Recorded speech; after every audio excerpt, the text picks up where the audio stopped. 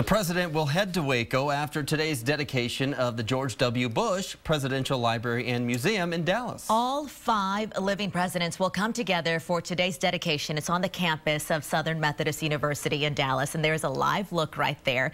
It is quite the sight. Lots of people expected to be there on hand later on today. Our Leslie Rhode is already there, and she has more from a special guest.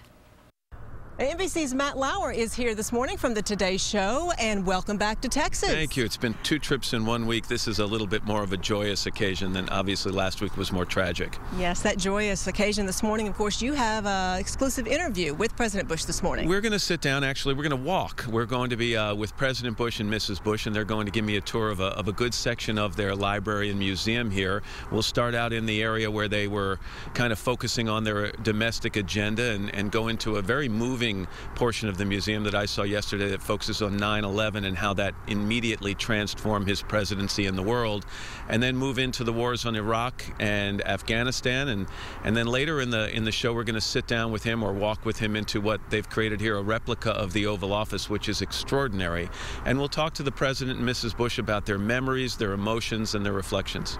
I got a chance to see a little bit of it yesterday too, and I'm just wondering from your view, what really stood out to you? Well, he was the first president of the 21st century, and so you think technology. Obviously, you think about a lot of controversial decisions, but you think about technology, and I think they've done an amazing job implementing technology in the exhibits in here. There's that one section, I'm sure you saw, the Decision Points Theater, where visitors here are actually placed in a theater and they're watching briefings in what seem like real time with breaking news flashes coming up, and then they're asked to decide what they would do in a similar situation to the one the president was in 7, 8, 9 years ago.